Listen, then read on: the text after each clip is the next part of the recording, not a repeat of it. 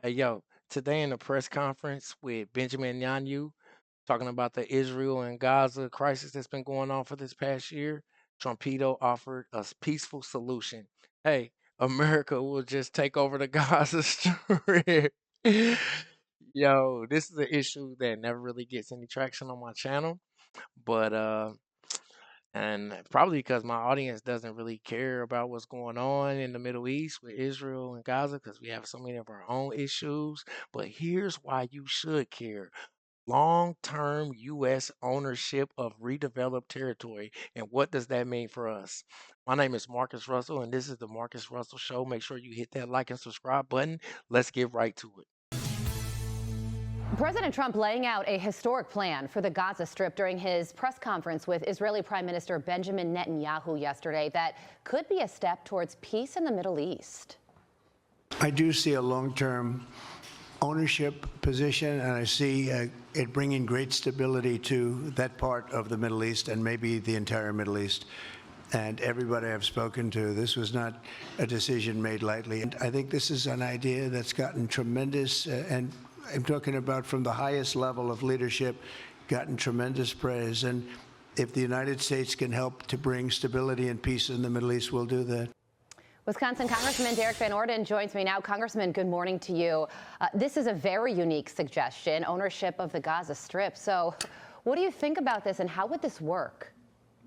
Well, this is what I think. Ownership can mean a lot of stuff. And what President Trump is clearly articulated is that there has to be a change in the Middle East.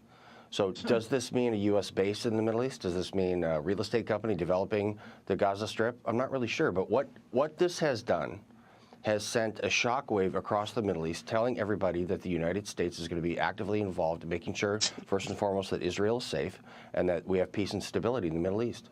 And yesterday he said that it could take U.S. troops on the ground in the region. All possibilities appear to still be on the table. What do you think about that?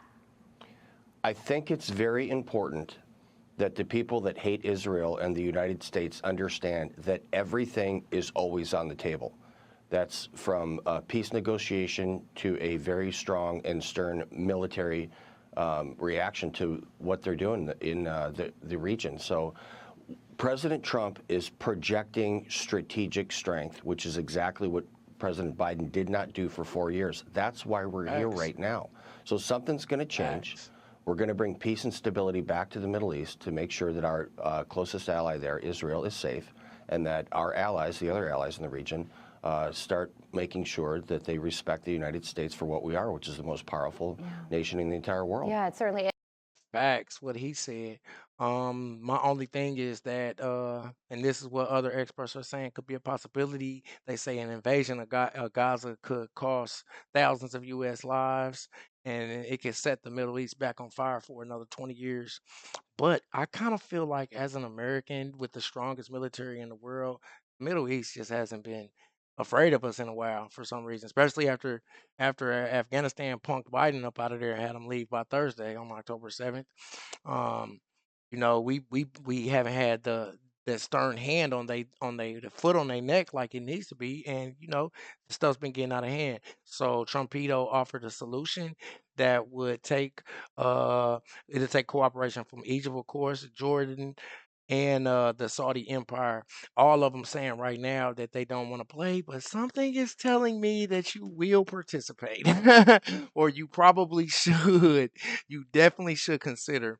Like I said, he's saying that we need to relocate the Palestinians from the Gaza Strip for right now because they're living up underneath rubble and basically living in a rock pile, and then we'll rebuild it for like 5 years, and then we'll bring some Palestinians back. Saudi Arabia and the Saudi Empire have never wanted to receive Palestinians. Neither did Egypt at first, but you know, let's finish this up and then I'll explain it to you in case you don't understand what's going on. I just think it's a fascinating suggestion. You see this one glimmer of, well, if everybody could get on board with this, Israel would be more secure, Palestinians would be out of a war zone, and there would be regional stability, which is clearly what Donald Trump wants.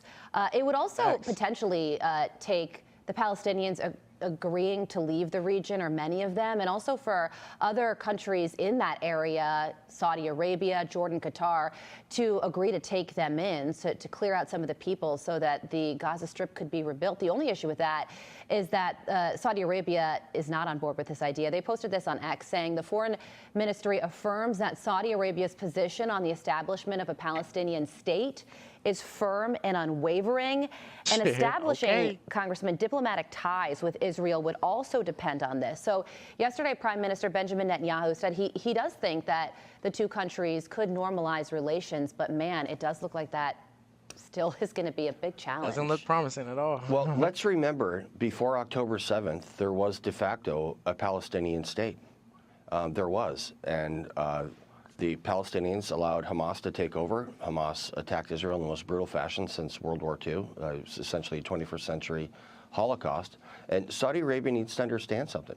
The 1967 Green Line, the border, is unacceptable.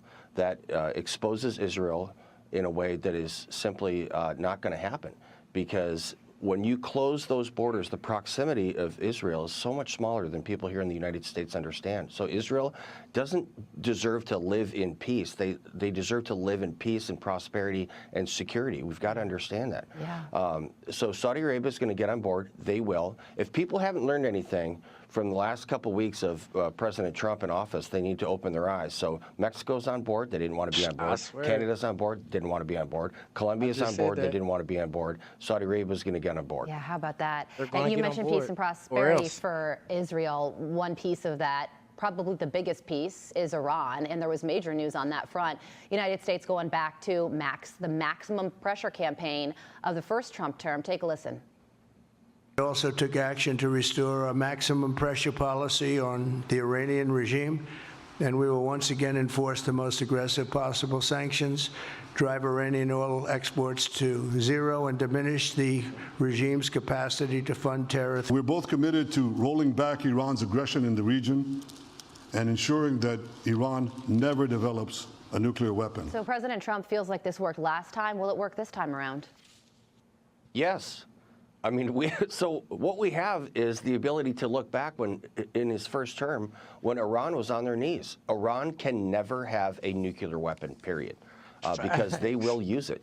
And they respond to pressure just like everybody else does. So what they're not going to get is the Obama pallets full of cash.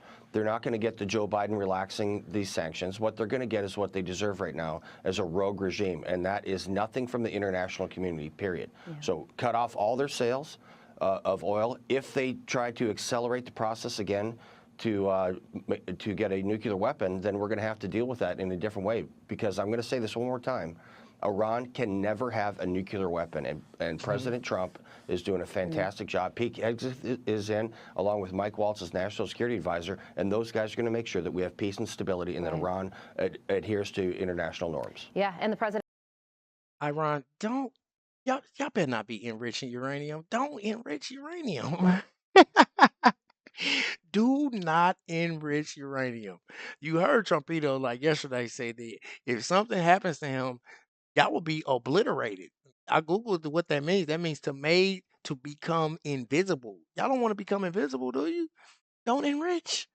You know what I'm saying? And also, y'all need to send some forces over here to make sure that not a hair get touched on Trumpito, because then you will be obliterated. Made to as if it never existed. That was one of another definitions of obliterate. Let's finish this The president said up. yesterday that if he is assassinated by Iran, he left instructions. They will be obliterated. Leaving instructions is another major headline that he made yesterday. Congressman, we have to leave it there. Thank you so much for joining us, Congressman Derek Van Orden, great state of Wisconsin. Yo, the fact that Trumpito is even offering the opportunity for them to be separate states, a two-state region, lets me know that he is unlike any other president that's been around since I've been alive. For some reason, every other American administration has just been 100% supporting Israel. Like this last year, Israel's been bombing the Gaza Strip, blaming Hamas on being at the hospital, at the school. I think I seen Hamas at the grocery store, blow the grocery store up. I personally have always wondered, why can't there be a separate state? I used to pose this question on some of my videos on this topic, when You know what I found out, YouTube? That actually, even though we've all heard of Palestinians, there's actually never ever been a place called Palestine. Yo. And so somebody come explained it to me is something like this. It's kind of like how let's just say that we have a lot of people from Mexico that maybe natively hundreds and hundreds of years ago, they lived in this part of the country and they had a different name. And so whatever that name was, let's say that the bottom of California was called Mexico. And so, and then we made all of the bottom of California go to Mexico and then we start calling them Mexicans. It'd be like if they was like, we want to reclaim the other part of Mexico. We'll be like, that was like 500 years ago. You through, you blew it. It's our stuff now. And that's kind of what's going on with this Palestinian thing, except for it's more than 100 years in the past. I guess it's never existed as far as Israel is concerned. I'm sure some people that are Palestinian would beg to differ. If you are connected to this with any type of religious connection, explain it to us in the comments. Until then, make sure you hit that like and subscribe button. Check me out. Peace.